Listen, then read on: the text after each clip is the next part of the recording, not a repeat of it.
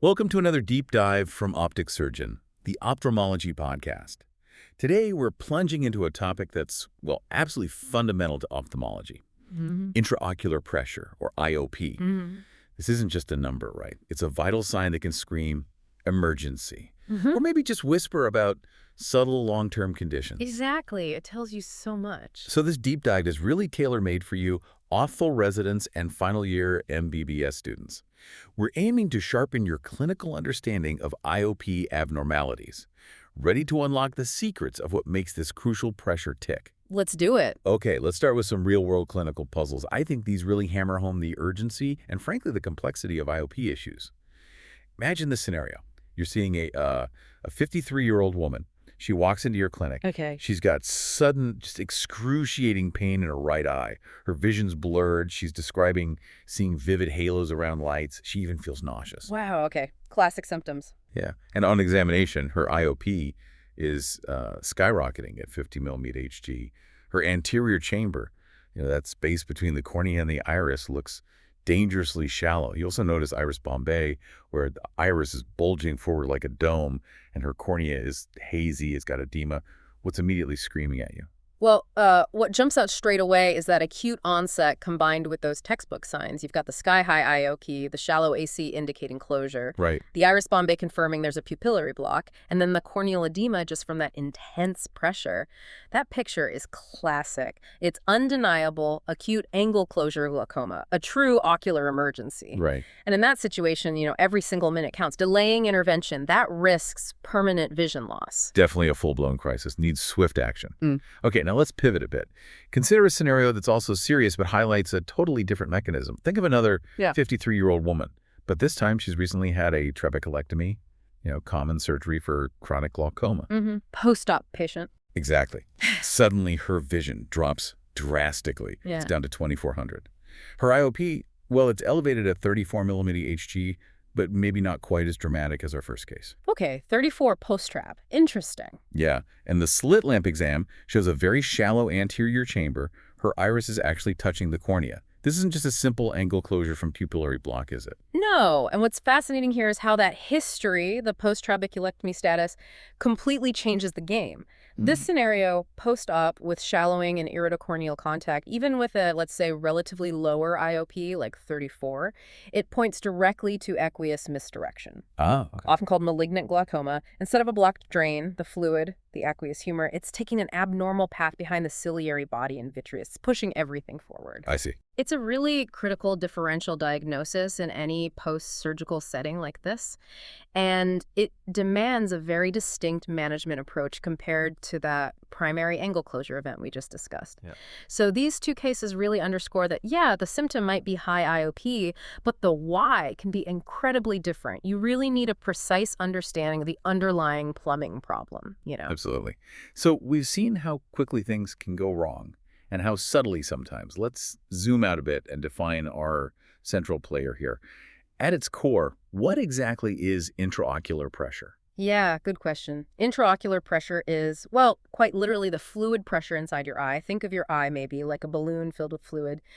This pressure is meticulously maintained by this really delicate balance. Right. On one side, you've got the continuous production of aqueous humor. That's the clear fluid inside the front of the eye made by the ciliary processes. They're like tiny factories. Right, the factories. And on the other side, you have its outflow. It mainly drains through the trabecular meshwork, which is like the main drain, you could say. And there's also a secondary route, the uveoscleral pathways. So any disruption to this finely tuned plumbing system leads to an IOP abnormality. Okay, that makes sense. And what's the normal range we should be thinking about when we measure this pressure? Typically, normal IOP ranges somewhere between 10 to 21 millimeter Hg. 10 to 21. Right. Anything consistently outside that range, especially if it comes with concerning symptoms or signs on exam, definitely warrants investigation. But it's not just about the number itself, it's what that number is doing in the context of that specific eye. Right, context is key. And when we talk about abnormalities, it's not just a simple too high or too low, is it? There are different sort of flavors. Precisely. Yeah. We typically categorize them into three main types. First, there's an acute increase in IOP. This is that sudden, significant spike, often soaring above 40 millimeter Hg. Like our first case. Exactly like the first case. It leads to swift pain, rapid vision loss. It's like a pipe suddenly bursting, you know. Then second, we have a chronic increase in IOP. This is more of a sustained, often milder elevation. And the tricky part is, it can be initially asymptomatic. The silent threat. That's exactly it. It's a silent threat because patients might not notice anything until significant and often irreversible damage has already occurred to the optic nerve. Think of it like a slow leak building up pressure over a long time. Okay. And the third type? And finally, there's hypotony. This is abnormally low IOP, technically defined as air 5 millimeter Hg, though honestly, we can start seeing symptoms and risks even up to 10 millimeter Hg sometimes. So low pressure is bad too. Oh yeah. This low pressure carries its own significant risks, ironically, of ocular damage. It can lead to a soft, almost collapsing non-functional eye if it's severe and prolonged. Wow. Okay. So what does this all mean for the patient's eye then? What's the kind of clinical significance at a glance for these different pressure states? Well, if we connect this back to the bigger picture, an acute IOP elevation like that acute angle closure glaucoma is absolutely a vision-threatening emergency. Without immediate urgent intervention, it can cause rapid, permanent vision loss, just straight-up damage to the optic nerve from the pressure. Chronic elevation, on the other hand, well, that's the hallmark of glaucoma. It also causes irreversible vision loss, but typically over time if it's left untreated. And hypotony. What are the risks there? Yeah, hypotony isn't just a low number. It can cause severe structural damage. Things like choroidal effusion, where fluid collects under the choroid, potentially leading to detachment. Or even phthisis bulbi. That's basically the shrunken, non-functional end stage of an eye that's been chronically soft for too long. Not good. Definitely not. Okay, let's dig into the why behind these abnormalities. You mentioned the plumbing of the eye earlier. I like that analogy. When we talk about IOP elevation, whether it's acute or chronic, what are the core mechanisms causing it? Yeah, for both acute and chronic IOP elevation, the primary issues often boil down to problems with the eye's drainage system. The major player is almost always increased outflow resistance. The drain's blocked. Essentially, yeah. Think of blockages in the drain. This could be anything from, say, inflammatory cells, pigment granules, or even those nasty new abnormal blood vessels, neovascularization, physically obstructing the trabecular meshwork. Or it could be a physically closed angle, maybe due to pupillary block, like we discussed. Or synechia, those are adhesions, like scar tissue forming between the iris and the angle structures. It literally blocks the exit route. Okay, so the drain is clogged or blocked. What else can cause pressure to build up like that? Another really crucial mechanism is anterior displacement. Pushing things forward. Exactly. This is when structures inside the eye are pushed forward, narrowing, or sometimes completely closing off that angle where the aqueous humor needs to drain. Common examples.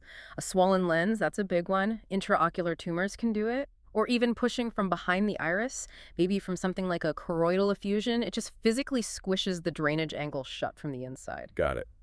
And I've heard external factors can play a role too, right? It's not always just issues inside the eye itself. Yeah, absolutely, you're right. Increased episcleral venous pressure is another mechanism to consider. If the pressure in the veins that drain the aqueous humor out of the eye goes up, maybe from something like a carotid cavernous fistula, which is an abnormal connection between the carotid artery and the cavernous sinus back in the head, Okay. well, that directly impedes the aqueous humor from flowing out of the eye. It creates a backlog, causing IOP to rise. Okay, that makes sense. So given these mechanisms, what are some of the most common ocular conditions that lead to acute and chronic IOP elevation? The ones that, as trainees, we really need to recognize quickly. Right. For acute elevation, your top three to really have on your radar are acute angle closure glaucoma, like case 1, malignant glaucoma or aqueous misdirection, like case 2, and hyphema, that's blood in the anterior chamber. All of those demand immediate specific interventions. Okay, top 3 noted. Any others? Yeah. Others to keep in mind include neovascular glaucoma, often secondary to diabetes or vein occlusions, and certain lens-induced glaucomas, like phacomorphic glaucoma from a really swollen cataract pushing the angle closed, or phacolytic glaucoma from proteins leaking out of a very mature cataract causing inflammation and blockage, all scenarios where that outflow pathway suddenly gets compromised. Right. And what about for chronic elevation, the slower, sneakier kind? Yeah, for chronic elevation, a most common cause by far is primary open-angle glaucoma. That's where the angle looks open on gonioscopy, but the trabecular meshwork just isn't draining efficiently. Okay. Or you could have chronic angle closure glaucoma if the angle stays narrowed or gets scarred over time. Then you have things like pseudoexfoliation syndrome and pigmentary glaucoma, where you get debris or pigment literally clogging up the drain. Like lint in a filter? Exactly like that. And a really common one, often overlooked, is corticosteroid-induced glaucoma. Prolonged steroid use, even topical eye drops or sometimes systemic steroids, can significantly impair aqueous outflow in susceptible people. And it's not always just about the eye itself, though, is it? Can systemic issues actually impact IOP?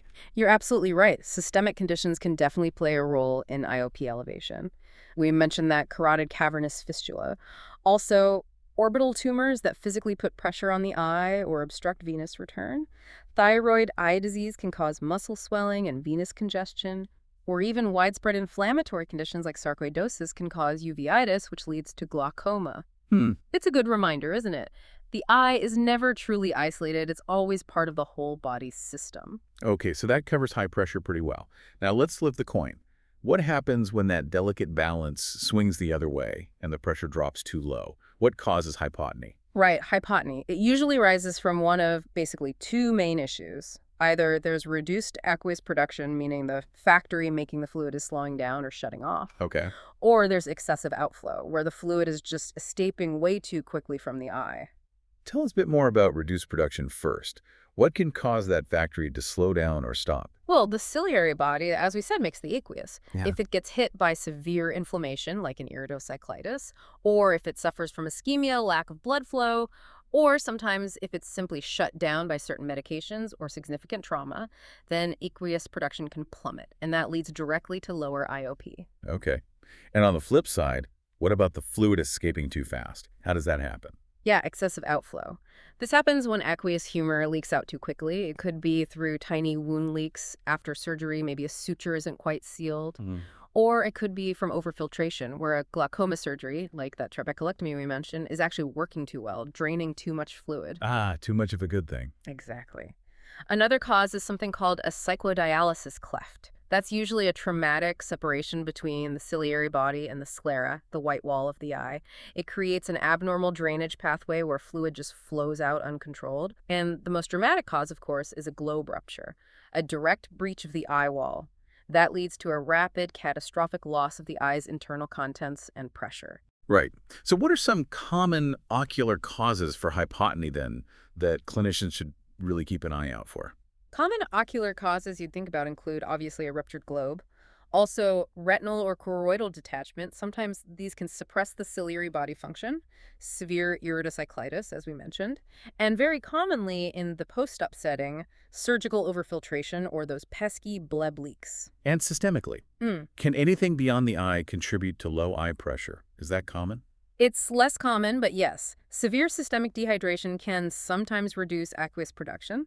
Also, significant carotid artery disease, reducing blood flow to the eye, could theoretically impact production as well. It's just another reminder of those systemic connections to keep in the back of your mind. Okay, this raises the big question.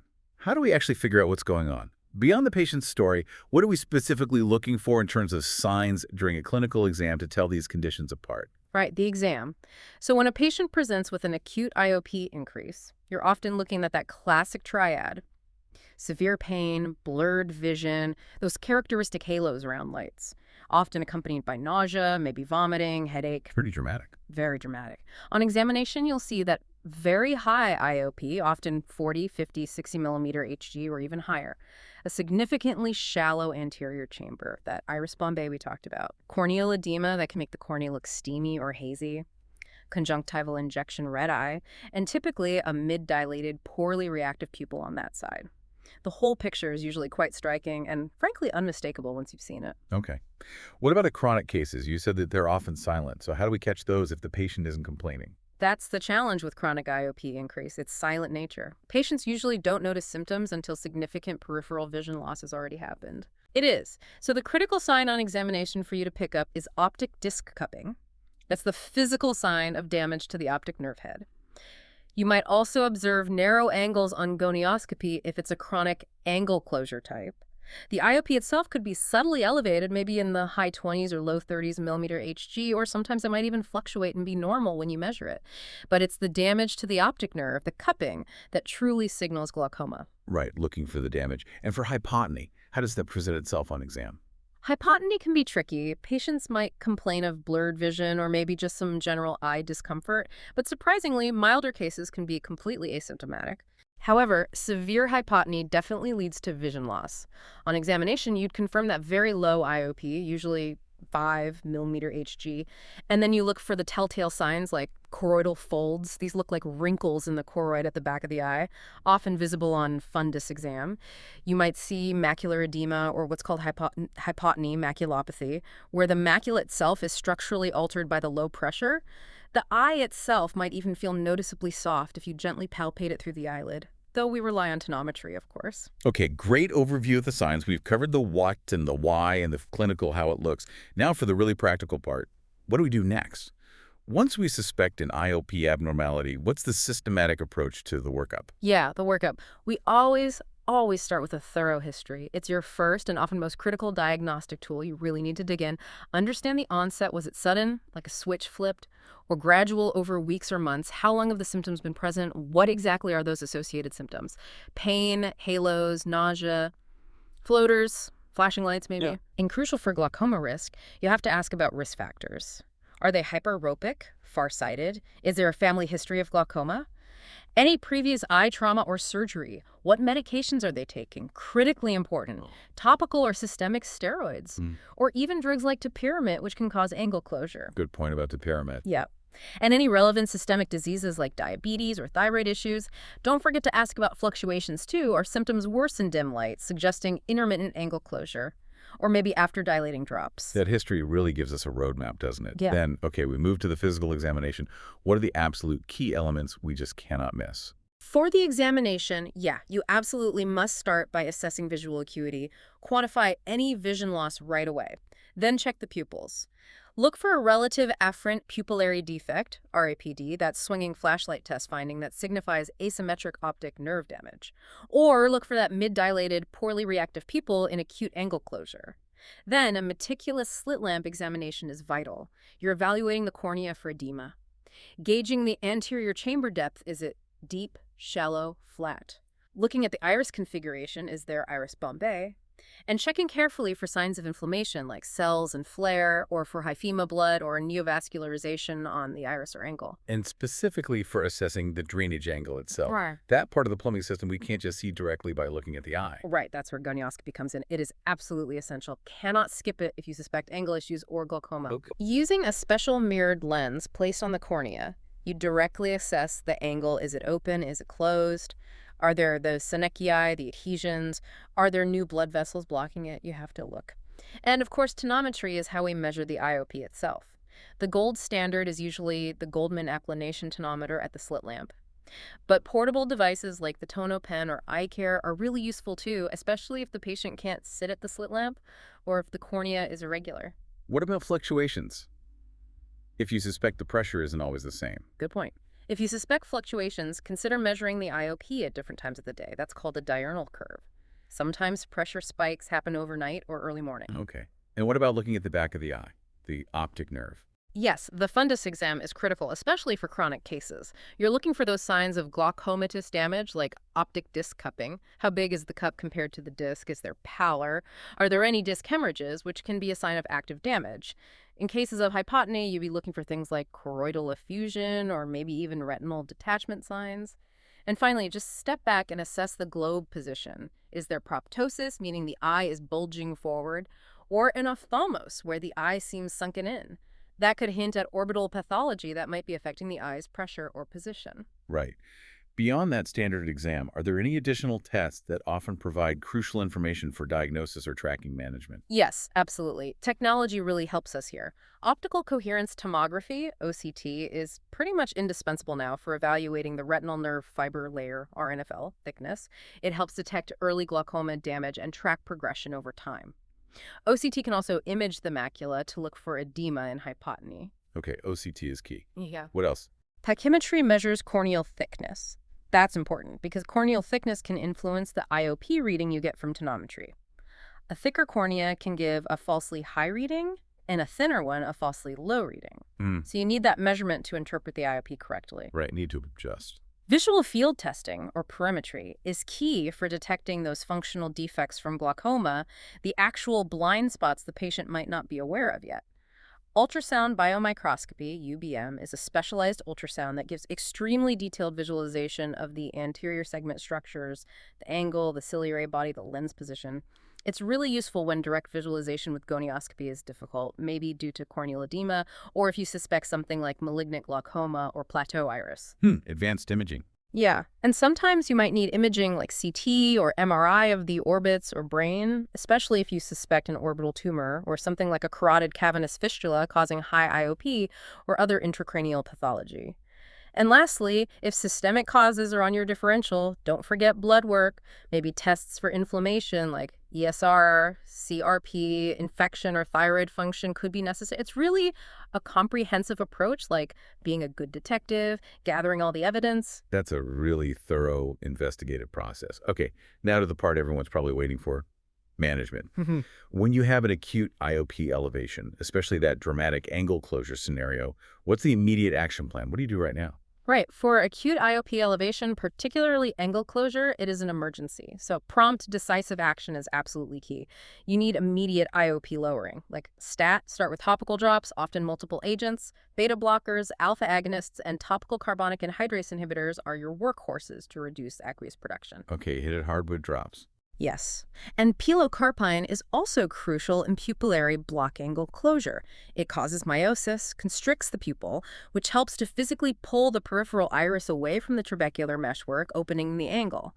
However, you usually wait for the pressure to come down a bit before starting pilo, as a very ischemic iris might not respond well initially. Okay. What if drops aren't enough? If drops aren't cutting it, or if you need to bring the pressure down really quickly, you move to systemic agents. Oral or IV azorzolomide, a systemic carbonic anhydrase inhibitor, is common. Or osmotic agents like IV mannitol or oral isosorbide or glycerol can rapidly dehydrate the vitreous and lower pressure. And don't forget, if there's significant inflammation contributing, maybe from uveitis, topical steroids are indicated too. Okay, get the pressure down fast. What about the definitive treatment for that acute angle closure caused by pupillary block? Right. Once the pressure is better controlled and the cornea clears up enough to allow laser access, the definitive treatment is a laser peripheral iridotomy. LPI. Exactly. This creates a tiny hole in the peripheral iris, allowing aqueous to flow directly from the posterior chamber to the anterior chamber. This equalizes the pressure gradient and resolves the pupillary block, letting the iris fall back and open the angle. And if LPI isn't possible? If LPI isn't feasible for some reason, maybe the cornea stays too cloudy or the laser just doesn't work, then a surgical iridectomy might be necessary. Now, for malignant glaucoma, that aqueous misdirection, the management is quite different, remember. That involves strong cycloplegics like atropine to pull the lens iris diaphragm back, aqueous suppressants, maybe hypoosmotics. Sometimes it requires more complex surgical interventions like NDYAG, laser disruption of the anterior hyaloid face, or even a full vitrectomy to restore normal flow. Right. Different mechanism, different treatment. Absolutely. And always, always remember, you have to address the underlying cause if there is one.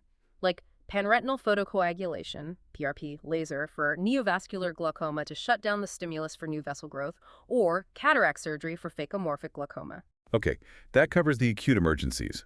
What about the management of chronic IOP elevation? It's usually less urgent, right? So the approach might be a bit different. Indeed. For chronic IOP elevation, like in primary open-angle glaucoma, our goal is more about sustained long-term IOP control to prevent further optic nerve damage and vision loss. It's a marathon, not a sprint. We typically start with medical management.